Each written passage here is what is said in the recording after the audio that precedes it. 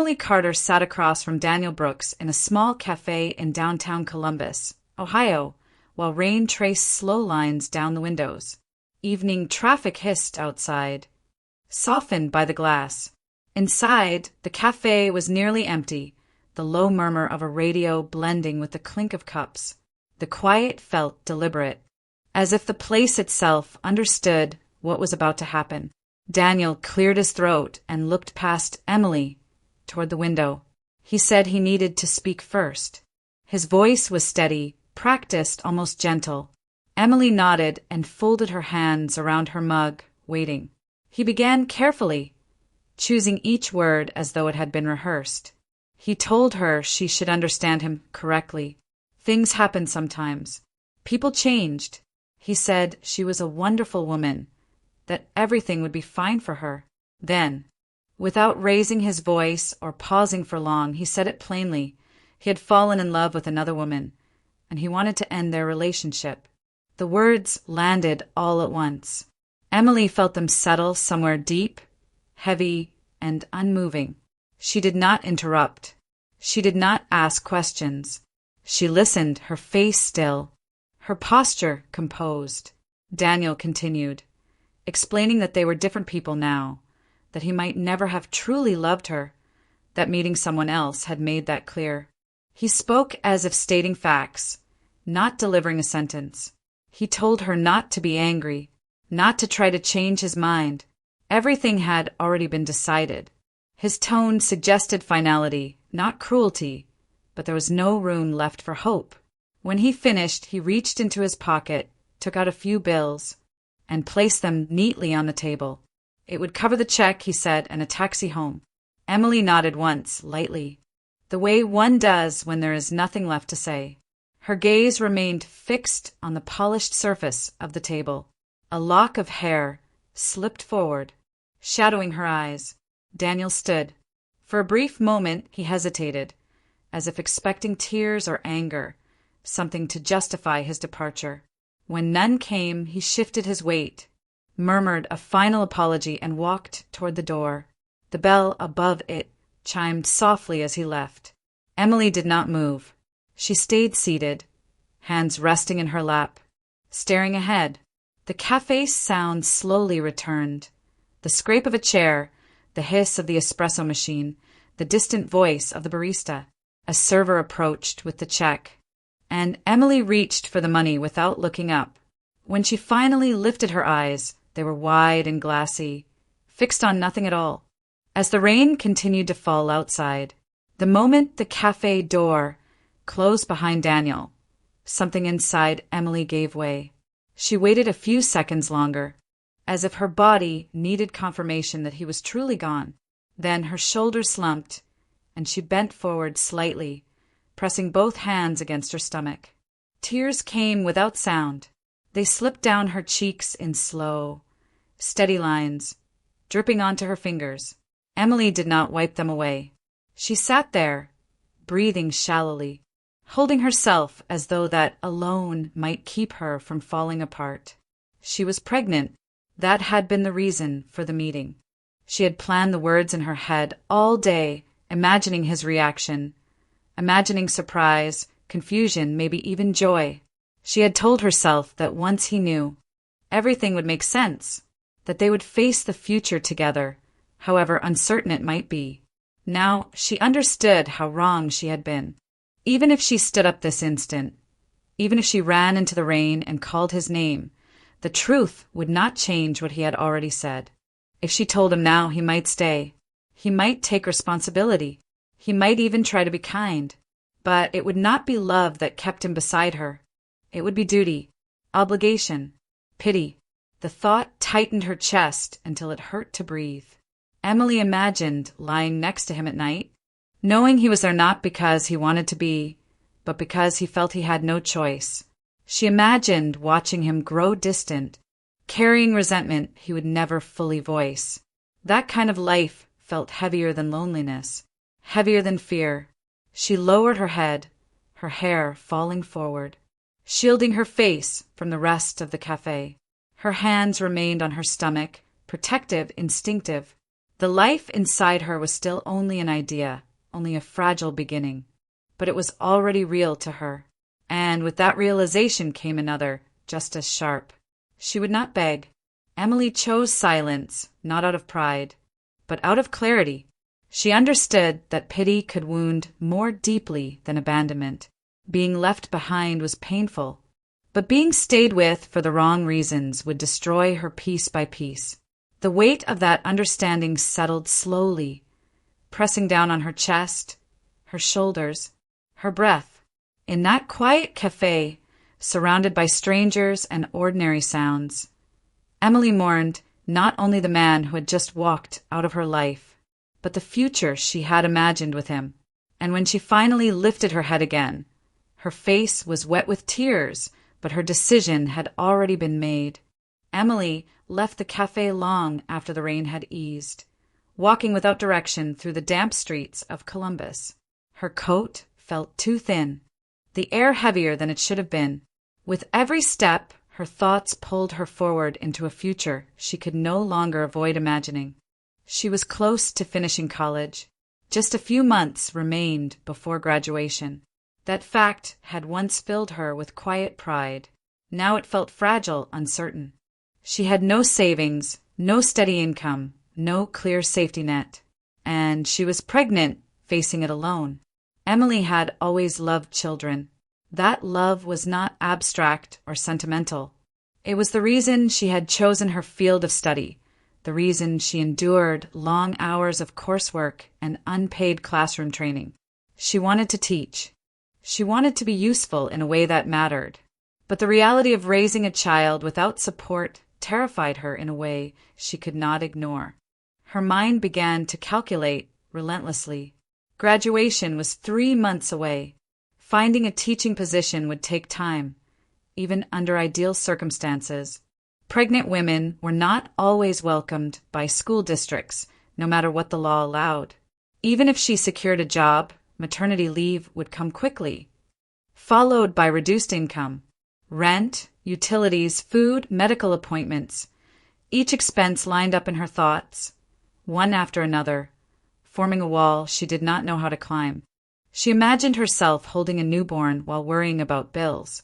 She imagined sleepless nights followed by early mornings, responsibilities stacked without pause. The weight of it pressed against her chest until she had to stop walking and lean against a brick wall, steadying her breath. And yet, beneath the fear, something else lived. Her hand moved again to her stomach, this time unconsciously. The life growing inside her was still invisible, still impossibly small, but it felt undeniable. It was not a concept or an obstacle. It was a presence. The instinct to protect it rose naturally, quietly, without argument. That instinct clashed violently with everything else. Fear argued for practicality. Logic warned her of exhaustion, poverty, isolation. She thought of her classmates moving on to their first jobs, their independent lives, while she stood still, burdened by responsibility she had not planned for. Emily felt alone in a way she never had before, not just abandoned by Daniel, but separated from the path she had assumed her life would take. Every option seemed to demand a sacrifice. Whatever she chose, something would be lost. As she finally turned toward home, her steps slow and heavy, one truth became clear. This decision would define her life, and no one could make it for her. Emily reached the apartment late that night. The lights were on in the living room, the television murmuring softly in the background. Her mother was sorting through a stack of papers at the table, already dressed to go out. Emily stood near the doorway for a moment, gathering what little strength she had left. She told her mother everything: the breakup, the pregnancy, the fear that had been building since the cafe. Her voice remained steady, almost detached, as if the words belonged to someone else. When she finished, she waited, hoping for concern, for questions, for anything that resembled reassurance. Her mother was silent for a brief moment. Then she sighed, rubbing her temple, and spoke in a measured, practical tone. She said Emily was young, too young to ruin her future. She reminded her that medicine had advanced, that procedures were safe and routine now. This was not the time for a child, she said. Emily would have other chances later, when her life was more stable. The words landed heavily, not because they were loud or cruel, but because they were stripped of warmth. There was no acknowledgement of fear or grief, no recognition of how difficult the decision might be. It sounded less like a conversation and more like advice being given to close the matter quickly. Before Emily could respond, her stepfather's voice came from the hallway. He was impatient, already calling her mother by name, reminding her they were running late. Her mother glanced toward the door, hesitated only briefly, then stood up. She gave Emily a tight, apologetic smile, one that carried more inconvenience than regret. There was no embrace, no promise to talk later. She grabbed her coat and purse and walked out, her heels clicking sharply against the floor as the door closed behind her. The apartment fell quiet. Emily remained standing where she was, the air thick and still. The dim light cast long shadows across the room, making the space feel unfamiliar. She lowered herself onto the couch, folding her arms around herself, suddenly aware of how empty the apartment felt. In that silence, the realization settled in with painful clarity. The people who were supposed to protect her, to stand beside her when she needed it most, were not going to do that. Whatever decision lay ahead, she would have to face it alone. Emily did not sleep that night. When dawn finally came, pale and quiet, she moved through the apartment without turning on the lights. She packed a small bag, taking only what she needed, then closed the door behind her as softly as possible. The hallway smelled faintly of old carpet and detergent. Nothing tried to stop her from leaving. At the station, the regional train stood waiting, metal and still, its windows reflecting the gray morning. Emily bought a ticket to Marietta, Ohio, and took a seat by the window. As the train pulled away from the platform, the city slowly slipped past, brick buildings, empty streets, the remnants of a life that suddenly felt distant. The motion of the train steadied her thoughts. With each mile, the tightness in her chest loosened slightly. She watched fields replace concrete, bare trees lining the tracks, the landscape opening into something quieter and more forgiving. Memories surfaced without effort. Summers spent in Marietta, running barefoot through the yard, the smell of fresh bread, her grandmother's voice calling her in for tea.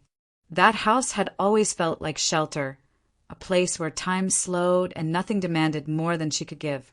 When the train finally stopped, Emily stepped onto the small platform and saw her grandmother waiting.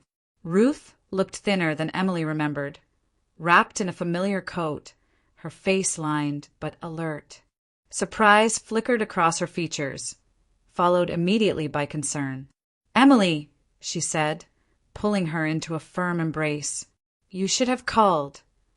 "I know," Emily replied, her voice unsteady. "I just needed to come."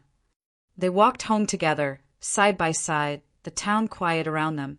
Inside the house, everything was exactly as Emily remembered.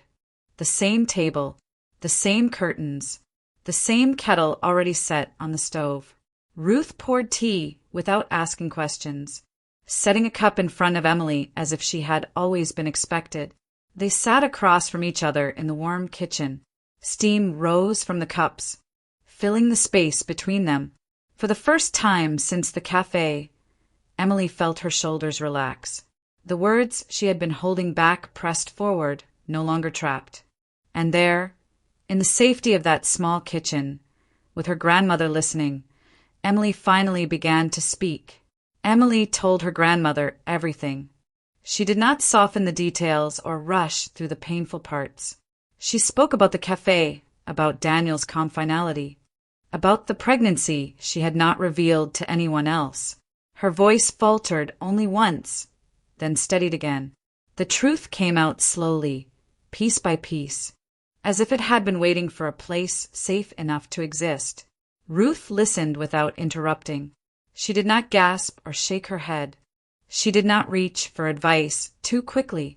She sat with her hands folded on the table, her eyes fixed on Emily's face, absorbing every word. When Emily finally fell silent, the kitchen seemed to hold its breath. "I was going to tell him," Emily said quietly. "That was why I met him. But after what he said, I couldn't." Ruth nodded once, as if that made complete sense. For a moment, neither of them spoke. The kettle clicked softly as it cooled on the stove. Outside, a car passed down the street, its sound fading almost immediately. The world went on, indifferent, while something fragile settled into place inside that kitchen. Emily hesitated, then asked a question that had been circling her thoughts since the train ride. "If it's a boy," she said, barely above a whisper, "could I name him after my father?" Ruth's expression softened. Her eyes filled, but she did not look away. "Of course you can," she said at once. "He would have been proud." The words broke something open. Emily's shoulders trembled, and she pressed her lips together, fighting tears that no longer felt purely painful. Ruth reached across the table then, placing her hand over Emily's. Her grip was warm, steady. "You're not alone," she said. "You don't have to figure this out by yourself." Emily looked up, uncertain. "I don't know how I can do this," she admitted. "I still have school. I don't even know where I'd work." "You'll stay here," Ruth said, as if the decision had already been made. "You'll finish your education. The elementary school is always short on teachers. They'd be lucky to have you. You work, you teach, and I'll help with the baby. That's what family does." The simplicity of it stunned Emily. No lectures, no conditions, just a path forward. The fear that had ruled her thoughts for days did not disappear, but it loosened, releasing its grip enough for something else to take its place. Cautious hope, fragile but real, began to form. For the first time since that rainy evening in Columbus, Emily could imagine a future that did not feel like a punishment. 6 years passed quietly, almost without announcement, reshaping Emily's life in ways she could never have imagined on that rainy evening in Columbus. What had once felt like an ending became, gradually and without drama, a beginning. Emily was now an elementary school teacher in Marietta. The school building was old but well kept. Its hallways filled each morning with the noise of children's voices and the steady rhythm of routine. She was known among colleagues as reliable and patient, the kind of teacher parents trusted and students felt safe with. Her classroom reflected that reputation, orderly, warm, filled with small projects taped carefully to the walls. At home, her days revolved around Ethan. He was bright, curious, endlessly talkative, with dark hair and observant eyes that missed very little. Mornings were a familiar sequence of rushed breakfasts, forgotten homework, and reminders to put on a jacket. Evenings were spent over simple dinners, spelling words at the kitchen table, and bedtime stories read more slowly than necessary because neither of them was ever in a hurry for the day to end. Life was modest. There were no grand plans or sudden changes. Money was managed carefully, schedules rarely shifted, and routines anchored everything. And yet, there was a steadiness to it that Emily had learned to value. The chaos she once feared never came. In its place grew something quieter, stronger. The past had not vanished completely. From time to time, Emily thought of Daniel, usually without warning, prompted by nothing more than a passing thought or a half-remembered place. But the emotion no longer followed. There was no anger, no longing, not even regret. Just a distant awareness, as if recalling a life that belonged to someone else. What once felt like the defining moment of her life had slowly lost its power. The ache had softened, worn down by years of purpose and responsibility. Teaching, motherhood, and the steady presence of her grandmother had filled the space where grief once lived. Emily understood now that healing did not arrive all at once. It came quietly, through repetition and care, through days that looked ordinary from the outside, And as she watched Ethan fall asleep each night, his trust absolute and unguarded, she felt something close to peace, earned, unremarkable, and deeply real. Michael Turner entered Emily's life without drama or urgency. He was not someone who arrived with grand gestures or sweeping promises. They met through ordinary circumstances, introduced by routine and proximity. And for a long time he remained simply a familiar presence, steady, attentive, unremarkable in the best possible way. Michael was kind in ways that did not demand recognition. He listened more than he spoke. He remembered small details. When Emily mentioned Ethan, he asked questions without hesitation, without the guarded politeness she had learned to expect. There was no pause, no calculation. Ethan was not a complication to him. He was simply part of Emily's life. And that was enough. Their relationship unfolded slowly. There was no rush, no sense that time was running out. They shared quiet evenings, conversations that stretched comfortably without effort. Trust built itself through consistency, through Michael showing up when he said he would, through his patience when Emily hesitated, through his respect for the boundaries she still carried. What surprised Emily most was the ease with which Michael and Ethan connected. It happened naturally without being forced. Michael never tried to replace anyone or claim a role that was not his. He earned Ethan's trust through presence, helping with homework, fixing small things around the house, listening carefully to stories that mattered only because Ethan told them. Over time, the boy began to look for Michael instinctively, confident in his reliability. Emily watched this bond form with quiet awe. She had not realized how deeply Ethan missed having a steady male figure until she saw how naturally he leaned into that connection. And in seeing that, something inside her softened further. When Michael asked her to marry him, there was no dramatic moment, just a quiet certainty that had been building for a long time. Emily said yes without fear. The wedding was simple, attended by family and friends who had witnessed their lives rather than imagined them. Marriage did not transform their world overnight. It strengthened what was already there. Their home became fuller, steadier. Laughter came more easily. For the first time, Emily allowed herself to believe that happiness did not have to be temporary or fragile. It could be built carefully, chosen daily, and trusted to last. The trip to Columbus was meant to be routine. Emily accompanied her class on a scheduled visit to a city museum, the kind of excursion she had organized many times before. The day moved according to plan, roll call, instructions, reminders to stay together. She walked slightly behind the group, watching her students with practiced attention, her mind focused and calm. It was in the park near the museum that she saw him. Daniel stood near a parked car, his posture tense, his phone clenched in his hand. He looked older, sharper around the edges. The little else about him had changed. Emily slowed without realizing it, observing from a distance as a woman approached him, dark-haired, well-dressed, visibly irritated. Their voices rose quickly, cutting through the open space. Emily did not hear every word, but she did not need to. The argument was unmistakable. Money, waiting, accusations thrown back and forth with the ease of long familiarity. Daniel gestured sharply, his frustration plain, while the woman fired back without hesitation.